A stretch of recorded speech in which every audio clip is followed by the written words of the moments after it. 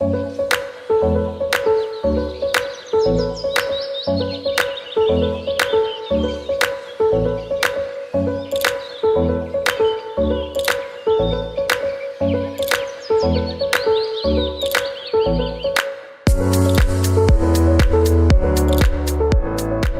me please to move on to the first aspect on investing in ICT infrastructure for online open and distance learning. So for that aspect, we have one of our panelists who is by the name of Professor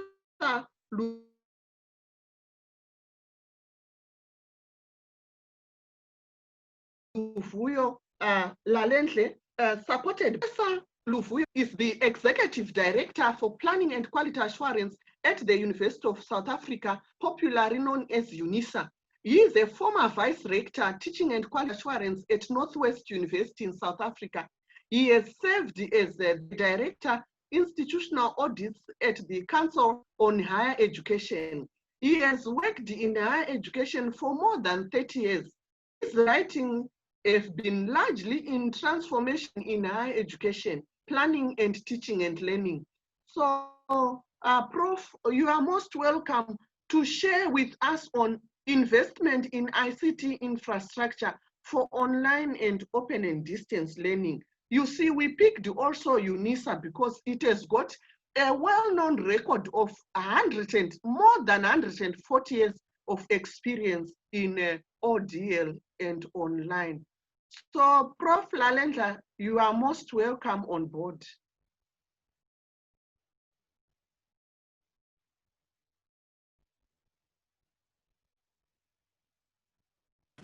Thank you, Program Director, and good afternoon to the colleagues.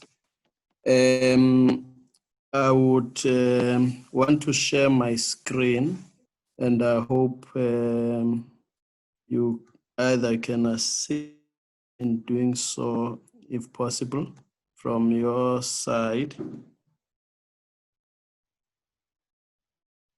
Well, let me go there. You can do it from there, Prof. Okay. Yes, it's okay. We can see it. Can see it. I will not project my face, but colleagues, I'm just gonna run through the slides in a way. I think having issues around quality assurance in a digital world is upon us, and we need to gain traction by ensuring that we can be able to deliver learning within the COVID and in a post-COVID context. Having said so, I plan to just talk about online delivery and open distance e-learning and e-working contexts that we found ourselves in. And I'll look at infrastructure consideration, quality prescripts that needs attention, and deal with lesson learned from University of South Africa, and also deal with issues that I will close on in terms of recommendations. Having said so, I guess we are all conversant that within the new text, we have had challenges with the COVID-19, which has brought us to where, and critical issues that we need to consider as we get into this wave of the pandemic is the fact that issues of social justice, who's got access to technology and how people get access to technology are critical for us as we work in that particular context. So I think it's also important to note that online learning has become then a vehicle to actually communicate between staff members and students, and also to enable them to be part of the fourth industrial revolution, where online delivery and courseware is going to become the major driver in terms of teaching and learning space. And some of the issues, I think in my country, South Africa, the lockdown has actually put starkly into our face the disparities that exist from the haves and the have-nots, and from urban and rural communities. And I think even in the African continent, we have those kind of challenges that we have to contend with. And I think infrastructure becomes an important aspect. Things that we're talking about is network coverage in the remote areas, and then also those should be taken in cognizance as we define these things, and also availability of data and devices at all our kind of the other thing that was my next slide talks to issues of saying, where are we? And if you wanted to know, for those that are fundis or understand this thing, we are at a phase where our teaching and learning space are facilitated by the internet. And then also we have actually moved from a point where as universities we open in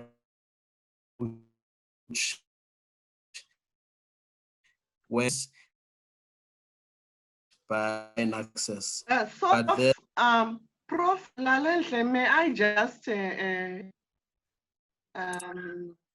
sorry, you see, and read, some are suggesting that log out and then log in again. I just want to find out what people think. Okay, I could finish my thing because basically I would know the consequence of my ideas, and then, but I think the slides can be shared at a later stage. Yes, the clean slides. Okay. Thank you. Yeah, I was saying that we are moving from a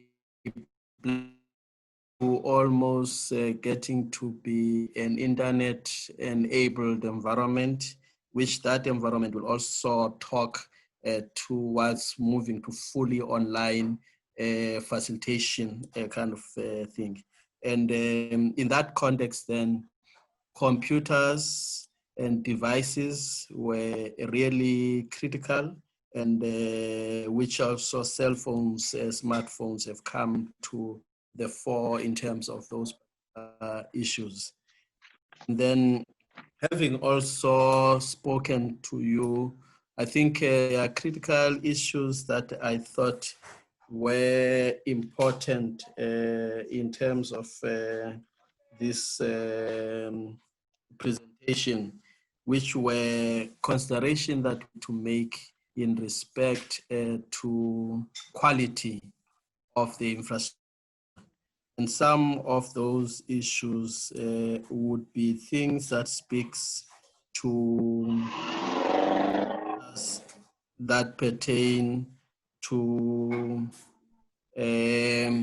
collaborations between lecturers and staff, between students and their lecturers is quite important. And then also other issues that I think are critical for us to note was that how do we capacitate the support staff who, through either library services, they provide e-books, and then also students are able to access the databases to get materials and information from those particular things. Like another, what is important about infrastructure matters. Maybe let me ask you, Chair, while I'm talking, can you resend the presentation mail? I'm going to open in another gadget and still talk to it. Okay. Now, can we stop completely, Prof? This is inevitable. And then let's say right now it's like let's say by 5 past. Dr. Makuku, we can just stop sharing the screen and work and make Prof present, please. We don't need to stop the meeting. We just need to stop sharing the screen and then we present. Thank you. Okay, thank you. Excuse me, sorry, Prof. I'll stop sharing, yes. I'm also listening to the audience because it's important that if we don't go along, they are the ones whom we mean to save. So maybe now if it's not distracting, we can continue, you finish and then we just agree on what time we are going to come back. Like, is it 5 past after 5 minutes or after 10 minutes? Maybe 5 minutes is okay to relog in. Okay, Prof, you can. Yes, Chair. I think at some point, a few things that were critical when I was explaining, I was saying that we have moved from an internet supported to also more remote learning because of social distance issues that have come our way. Then few things that are important. We assume that with appropriate infrastructure, we'll be able to improve student outcomes through online facilitation. Also, we'll be able to enhance student success through a proper curriculum design for online performance. And then also, we hope that we could integrate technology into our teaching and learning. And we believe that it will bring some motivation for students and staff and understand. Also, it will help us with understanding the learner behaviors through learner analytics, and then also promote an interactive online learning, which will provide on-time feedback for students, access to materials at any time, and access to material remotely. I think colleagues, quality insights in for consideration, the ICT infrastructure, few things that I think are important for us now to note as we get into this journey. Is our ICT accessible through different devices? That's important. Can different devices access our learning materials? Are there budgets to develop and update ICT to keep up with the developments? Universities also providing access to databases in the library resources, such as ebooks for our students, dedicated ICT support staff and students, and then also, is it capable of providing synchronous and asynchronous communication tools to the people? Other issues that we're interested in is that are there unified user services or ICT service? And also, are we trying to find out if ICT requirements are being fulfilled, meaning that by business, the people who are not technocrats or technicians who are academics, are their needs satisfied through this provision, and is virtual learning environment created within that particular space? Quite a number of people are interested in to say Unisza has been in operation since March. We never closed, and we've just run examinations there. Therefore, what are the things that we have done to save the academic year? What we have done is that students were given the option to defer their examination to the next examination period. And over and above, there were considerations that were made for students who don't have gadgets to actually acquire such. And fortunately, 60% of our students out of the 380,000 plus students had gadgets.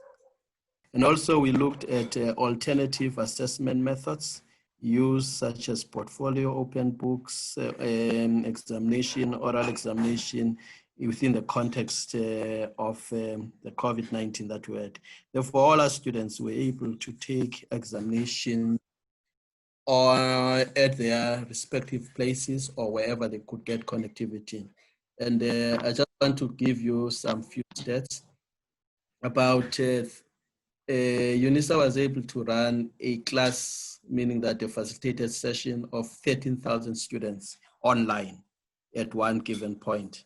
And also between March and now, we have received over 3 million assignments which have been uploaded on our systems. Therefore, it pushes that your IT infrastructure should be beyond reproach, but it does not mean that we did not have our own challenges. But few things that I can share with you is that there is an open distance e-learning project implementation that is being run and rolled off for the university as part of its strategy. And then also we are investing on our ICT infrastructure to ensure that the November, December examinations will be done online. We're not going back to any venue-based exams as far as our thinking is for now. There is an online examination task team to actually take lessons from this session of examinations and make sure that there are improvements. And also there is a collaboration tool such as MS Microsoft and Zooms that are being used. And then we mainly use the Microsoft Word.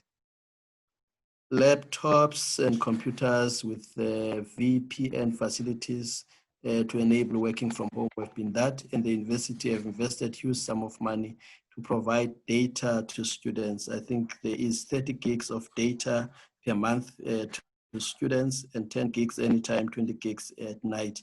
And this scheme will run from mid-May to mid-July. This was meant to accelerate and enable students to do their examinations online. Having said so, as I finish up, I think what's important is planning, management and governance, and also having business continuity plans that would actually assist you to ensure that your infrastructure enable your business, which meant managing the risk among students and staff.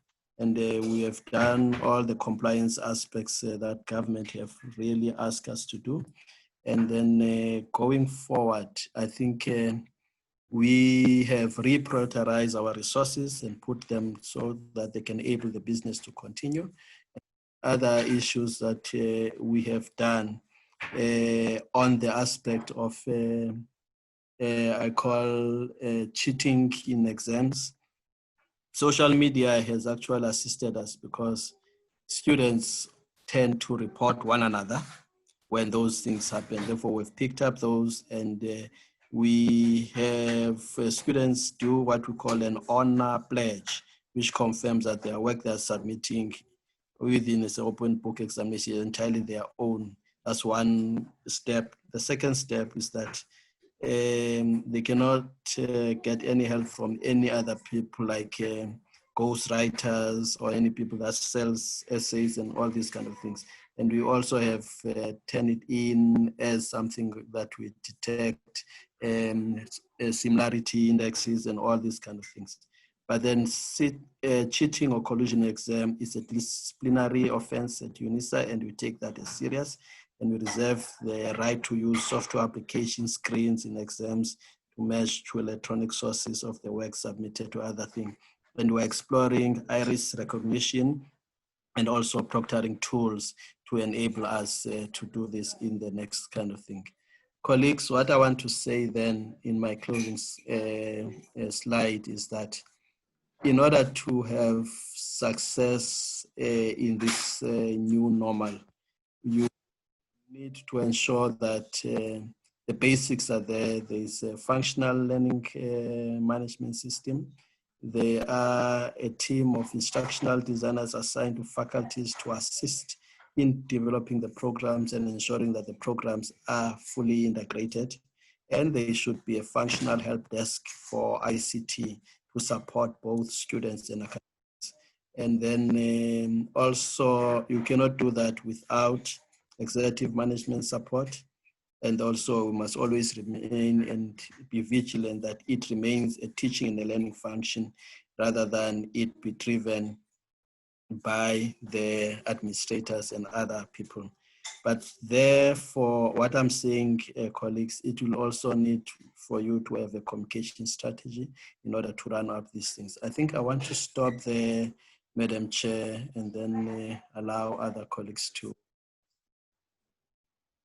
Thank you all, and good afternoon all.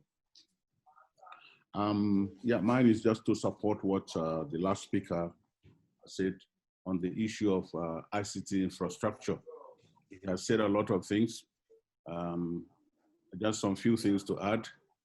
The basic thing is that for any institution to have a very strong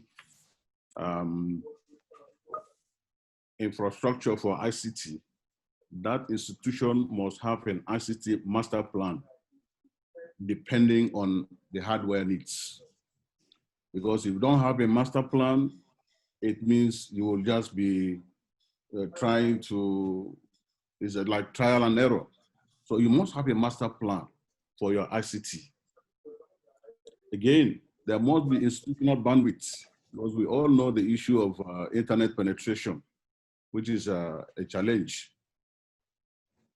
Since we are going online, because that is the new normal that we're talking about now, the issue of bandwidth is a very big challenge, which an institution that wants to run online must have a very strong bandwidth.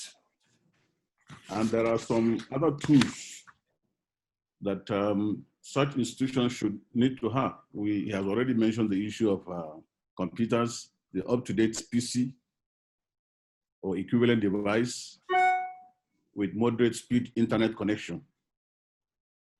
The issue also has to do with the issue of the online learning tools, which institutions should have.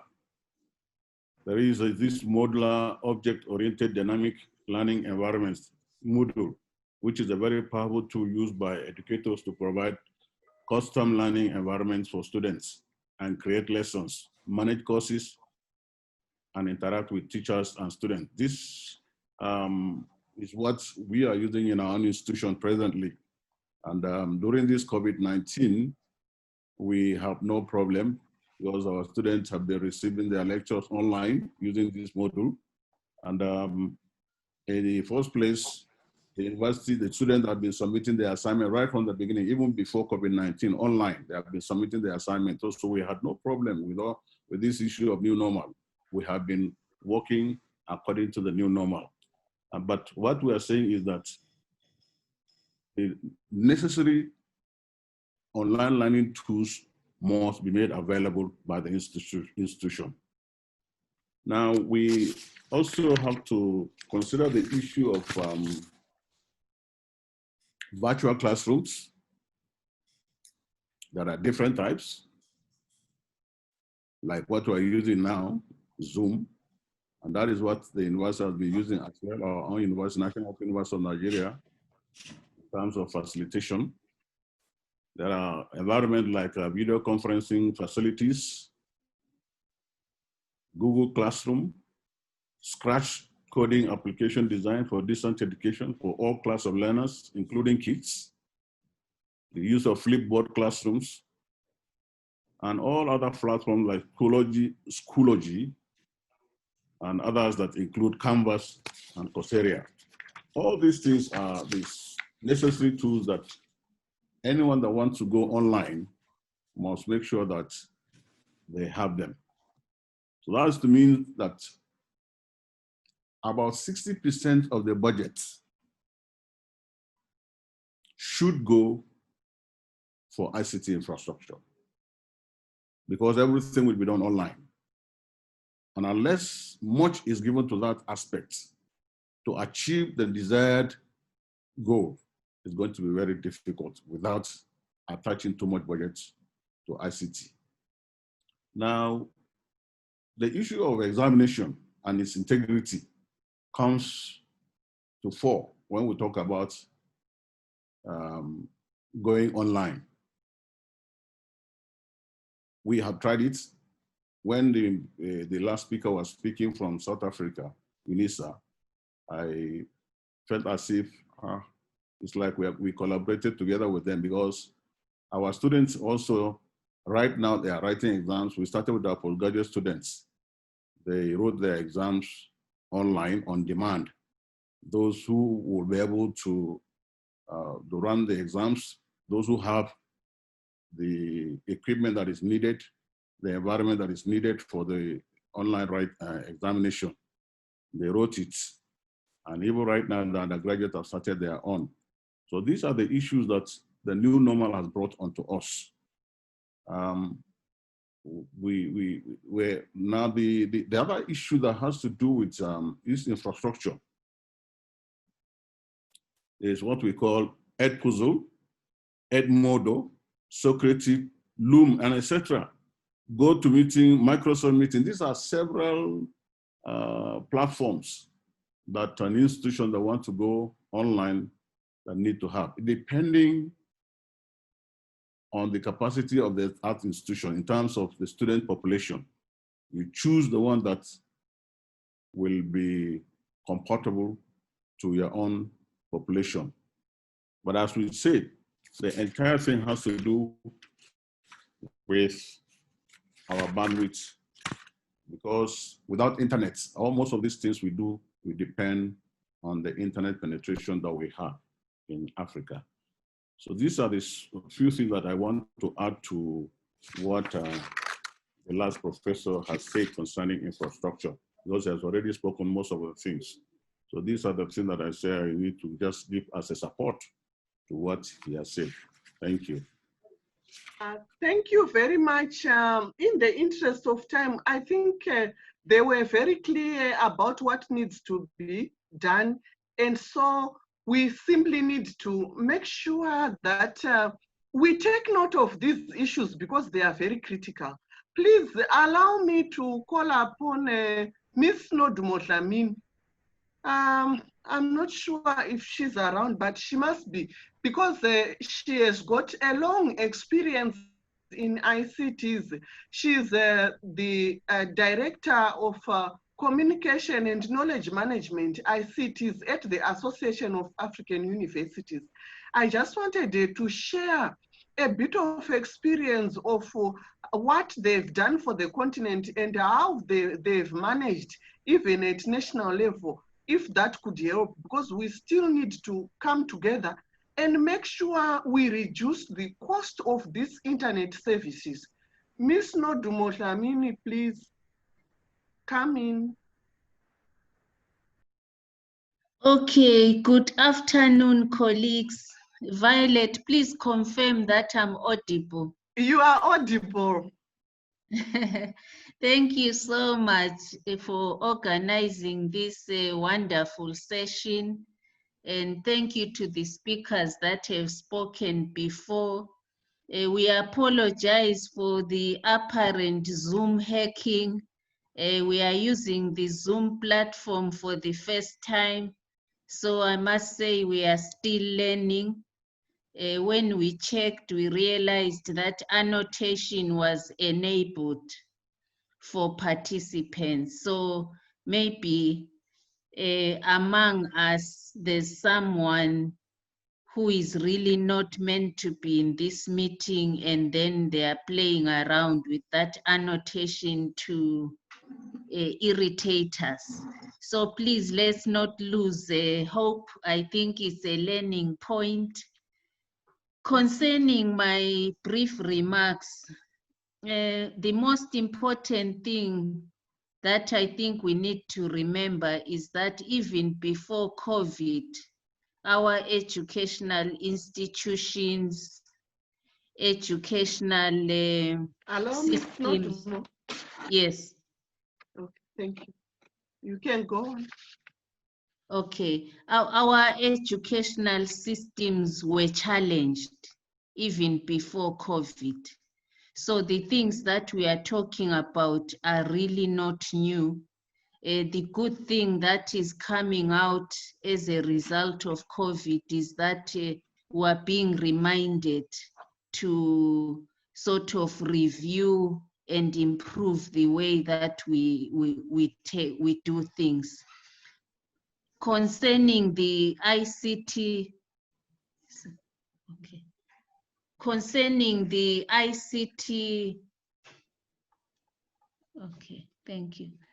Thank you. Apparently my screen was not looking okay. Thank you, Dr. Makuku. Concerning the ICT, what we are seeing is that our universities have not been able to cope in terms of quickly implementing e-learning. This is because our universities had not yet institutionalized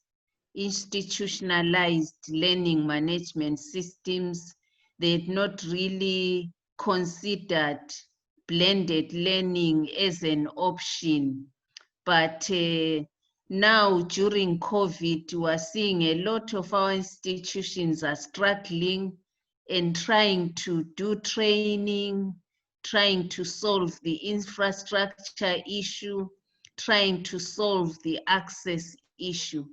And we also note that our universities don't even have good information about their students in terms of how they access the internet. So the biggest lesson is that universities must know their students. They must be, maybe as part of management information systems or students information systems, we must regularly capture some data which can help us serve our students better. As the association, we've really focused on looking at advocacy very strongly, talking to the African ministers of education, talking to governments, liaising with the African Union Commission, so that we address this issue holistically. Internet infrastructure is a huge issue. It's an issue that must be solved by governments. There must be investments.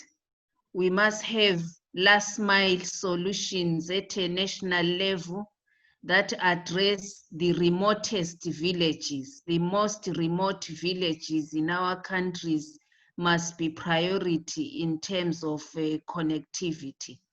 For many years, the AAU has been supporting the establishment of national research and education networks through the platform of Vice Chancellors, Conference of Rectors, Vice Presidents, and Rectors of African universities. They saw this a long time ago in 2005. So through the National Research and Education Networks, we hoped that these would become the internet service providers of African educational institutions.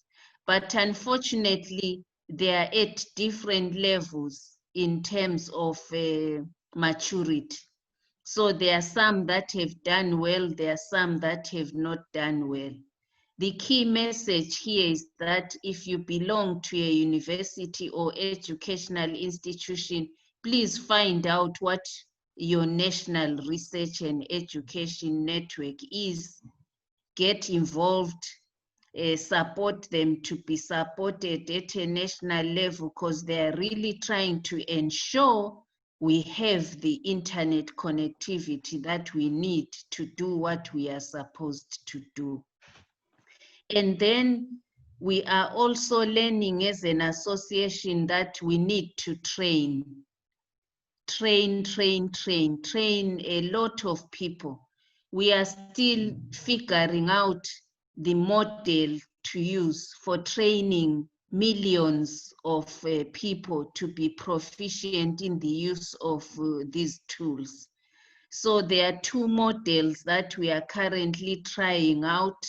One is the faculty modular training, which happens once a week, where we are teaching academics how to use simple tools, how to do things, how to quickly get back online, or how to get online if they were not.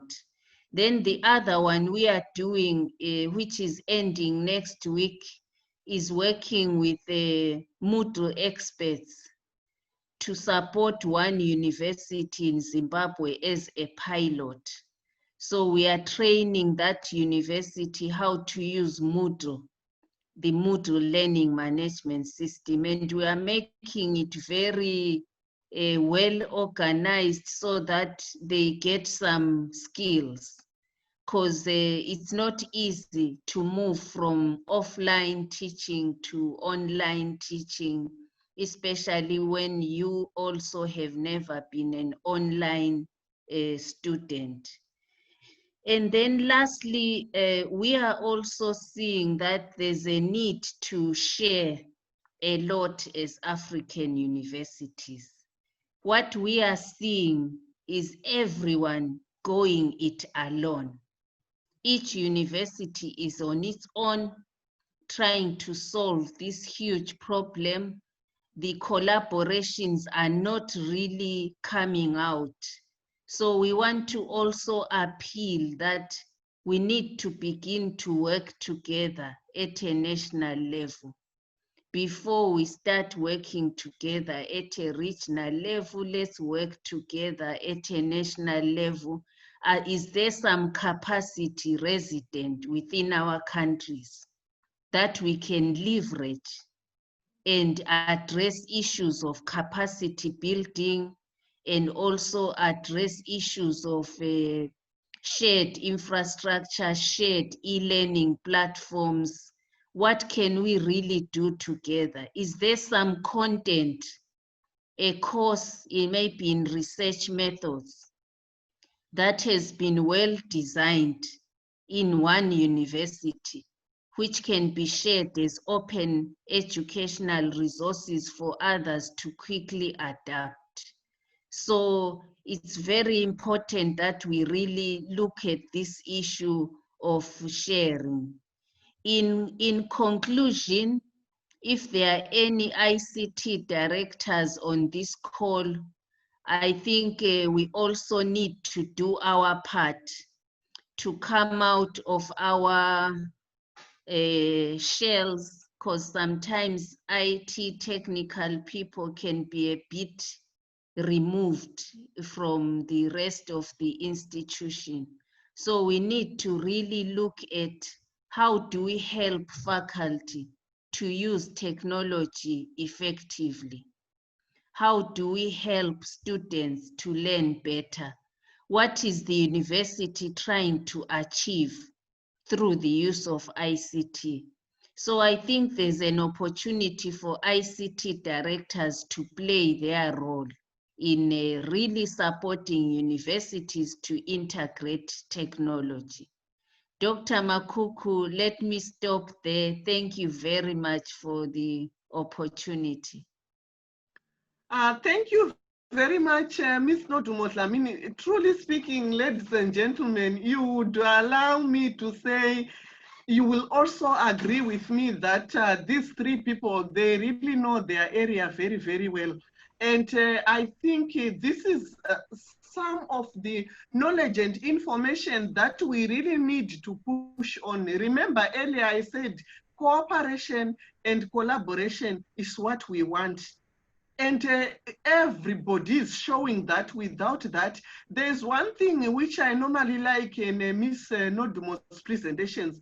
Research done indicated that if, for example, in a country, a university was running its own internet services account, and then at national level, they come together to use one account, there is a reduction of cost by between 70 to 80%.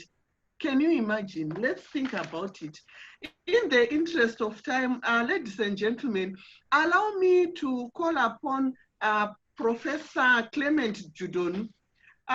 Professor Dzidonu is he owns a university which is ICT based, and it's called Accra Institute of Technology.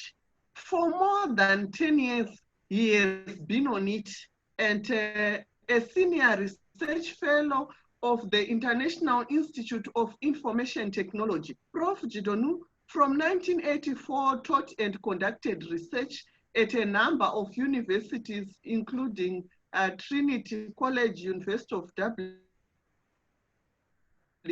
National University of Ireland, Makerere in Uganda. Anybody from Uganda, you can hear that he has been to your place there. He obtained his PhD in computer science in 1988.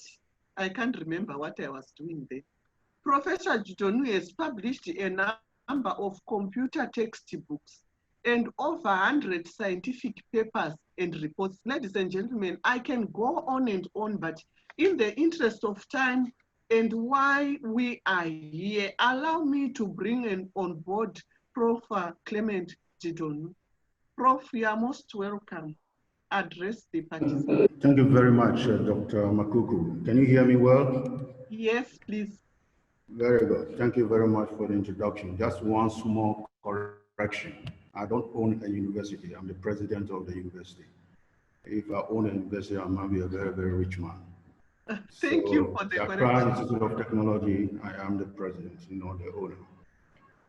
Thank you. I listened to the previous presentations, and my presentation is on the issue of standards and guidelines. Let me give you an analogy. We are looking at a vehicle, a car, moving on the road. Before COVID, before the new normal, this car, let's call it a Peugeot 404, an old car, which is moving on a road which is full of potholes. The car moves all right. There's a driver, there's a passenger, there are passengers. It's okay. We don't need to move very far because we are doing campus-based, so there's no need to move. That's physical. But now with COVID, we want to move online. So we need to do something about the potholes, which is the infrastructure, which our colleagues have just spoke about. We need to do something about the car. The car must move at a higher speed. It must be a car which can survive the journey. We need to do something about the car too. Probably instead of Peugeot 404, we go for a Cadillac or a better car. The people in the car itself, some guidelines and protocols must be given to them about the new normal. So for me, the infrastructure, which my colleagues spoke about, cover the issue of access and connectivity, internet connectivity. So if we used to have a pothole road, we need an asphalt road in order to implement learning in a new normal. So the potholes road must be asphalt. Then we also talk about, as part of the same infrastructure, we talk about the university computer systems and resources. It's extremely important. You can have the best internet connectivity, but if the university's own computer system, campus system, is not all right, there's no way you can connect to that road. It's like having a good asphalt road without a good car to run on it. So that is the infrastructure part. The next thing for me is the systems which will run on that infrastructure. One key point in the new normal is a new, what they call the learning management system. You must have a learning management system before you can ride in this new normal. Now, for AIT is 10 years old. For 10 years, we have been running two systems. We have been running the regular campus-based system for the undergraduate program, and we also been running the open university, which we do for the postgraduate program, masters and PhD. Now, so for 10 years, we have experience in delivering online education at the same time doing the campus-based education. So when COVID came, we thought we are ready to go. We have some shocks. I'll explain that in a minute. That the new normal requires that even universities who have already been online, partially or fully, need to do some more things before they can survive in the new normal. I'll give you the AIT experience now. That's the systems. The systems, apart from the learning management system, you also need some learning support systems, software. We had some in the past, but we found out that the new normal we need to procure more before we can survive. Apart from that, the next thing for me is resources. You cannot run university in the new normal without the learning resources. You may have the infrastructure, you may have the computer system, you may have the software, but what content are you going to deliver? You can have a learning management system which has a front end, but have not have any resources behind it. So we're talking about e-library system. We're talking about multimedia e-library system. I'm not just talking about textbooks and PDFs. I'm talking about videos, audios. Those are the things you need before you can run. And of course, as I said, the new normal requires that we need to put in place new guidelines and protocols. This is one of the things that we have realized. After 10 years running a partially online program, we found out that that will not take us there. In other words, what brought us here will not take us there. So we have found out that guidelines and protocols, new guidelines and protocols were necessary before we can actually survive. I will talk about that. Is the main focus of my talk. Then the next thing is the people and the stakeholders. Here we have university administration. They must operate in a new normal. Some work had to be done there. We are talking about technical staff. The technical staff which used to run our system when we don't have the COVID, although they were quite competent. We found out that when we have the COVID period, we have to go fully online. We have to revamp that team and put more into it. And of course, the faculty. The faculty is key. The faculty which delivers your campus-based program cannot deliver your online program. That much I can assure you. A study done in the US among a lot of faculty shows that close to 40 to 50% who have even done online before say they have to learn new skills. So it means that the faculty need to be retrained, guidelines need to be put in place, protocols need to be put in place, this thing. And of course, the students also need to go through another process before they can be able to survive in the new online. Another stakeholder is the parents. Now that the students are at home, they are involved in their learning. They are also another stakeholder, and of course, alumni. So it's quite clear that the COVID pandemic has led a number of universities globally to make some drastic changes to their operations and also the delivery of teaching and learning and engagement, all driven by technology, as I said, its infrastructure and the systems. These new changes involve navigating several uncharted territories of approaches, teaching and learning, hence the new experience. I made a point already that although we have been doing this thing for 10 years, we found out that when we enter the COVID, the students are not on campus anymore. Even those who used to be online, we found out that we entered a new territory altogether. We have to do things. So campus-based teaching and learning, which have now moved to online delivery, which is being supported by other student services. That's another area that we need to look at. Now, the prediction is that a number of universities, including ours, even after the COVID, are going to maintain some of the things that we have done during the new normal. Some people estimate that about 70% of the teaching and learning approaches that have been adopted during the time of the crisis is likely to be maintained by some number of universities.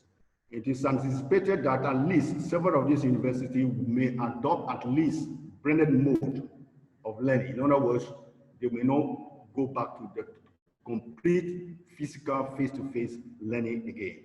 They will combine it with some online learning, given that we have not developed the technology in order to do that. That to me is a new normal. What is the new normal? Let me add to what Dr. Makuku said. For us, the new normal, which has a number of quality assurance implications, emphasis. We also discovered that the quality assurance protocols, guidelines that we had during before COVID, both for the online and the physical face-to-face, need to be revamped. So they must be new, they must be revamped, and they must be enhanced in order to support the platforms, the systems, the procedures, the guidelines, the protocols, and the standards that will be driven by the technology. I think that African universities in the new normal will need to address a number of quality assurance issues related to the following. One, the educational program development, deployment, and delivery. Some universities will need to completely develop their programs to suit the new normal, and this has quality assurance implications. Two, learning facilitation, both the administration of the learning process and the of the learning process. To have only 3 people who used to man our quality assurance and monitoring system. But when we went the COVID experience, we increased that to 12 people. So which shows that monitoring and administering learning facilitation online requires a bigger team, and that has a lot of quality assurance implications. 3, assessment. My colleague from Unisza made a point. The development, the delivering, administering, and monitoring of assessment is something which is now a big deal in the new environment. Well, we all be giving face-to-face campus exams. In the online, we found out that we have to redesign our whole what they call exam paper. I can recall the day that we had a shutdown in Ghana. That was the day we were supposed to do our mid-semester exam in our campus-based university. We have all our mid-semester papers ready to do an exam for 2 weeks, and then we shut down. What did we do? We went back to the faculty, give them a protocol, guidelines about how to write open book exams for the first time. Again, that is an example of new guidelines that you need. Number 4, engagement and interaction. This is big time. This is faculty to learner interaction, academic administration to learner interaction, academic administration to faculty interaction, learner to learner interaction, and of course, faculty to faculty interaction. All these have quality assurance implications, which we don't used to have before the COVID period. So the new normal actually bring it to fore that even engagement and interaction do have quality assurance implications. The next thing, the student life cycle facilitation and support. Now, we're all preparing for the new semester. There are a lot of student life cycle issues, recruitment of students, enrollment of students, interacting with them. In the new COVID period, the whole formula have changed. So supporting the entire student life activities is also something we need to look at in the new normal. And of course, engagement with parents and alumni. So for us, to address and support all these cross-cutting quality assurance issues that encompass all aspects of the new normal delivery of programs, we think African universities, like those in other parts of the world, would need to put in place and implement new, revamped, and enhanced quality assurance management systems, quality assurance procedures, quality assurance guidelines, quality assurance protocols, and of course, quality assurance standards. In order to facilitate their educational program delivery, development, and deployment, their facilitation, assessment, engagement and interaction, student life cycle, and so forth. All those things are quite crucial in the new normal. So certainly, we think that we at AIT, we have gone through the cycle. For us, it's still in progress. We are seriously thinking that even when we come back, we hope when we come back in September, we are still going to adopt a number of these protocols that we have developed. Let me just go to some of them. To support teaching and learning, we develop procedures, guidelines for how to teach online courses in the new normal. We used to teach online courses before, but we need new guidelines about how to do it, the whole protocol about how to do it. We also have what we call the AIT protocol on the delivery of online teaching and learning programs, which is different from what we used to use. And of course, we have a whole protocol on AIT online learning and monitoring, which we develop for our team. On assessment, we have a clear guidelines of how to set open exam books and questions, and how to even administer the exam and make sure that plagiarism and copying and cheating is a whole document we wrote, and we will also make it available to the students. How they should take the exam, how they submit their plagiarism report, how we monitor it, how we check copying, and so forth and so forth. Guidelines, all those things we are ready to support that. Engagement and interaction. We have a whole procedures, guidelines, and protocol about how engagement must happen among all the stakeholders in the university. And of course, we have a number of other protocols. So the short version of my presentation is that we are entering a new normal. A new normal which states that what brought us here will not be there. A lot of things must be done. Even universities who have been teaching online will need to revamp things. Even faculty who have been teaching online need to learn new skills. I'm sure my colleague who is going to talk about and skills will actually touch on that. We have to do a whole lot of retraining of our faculty in order to deliver online. So the long and short is that infrastructure, systems, resources, guidelines, people, and all those things are quality assurance implications, and we need to look at it if we are going to survive in the new normal. Thank you.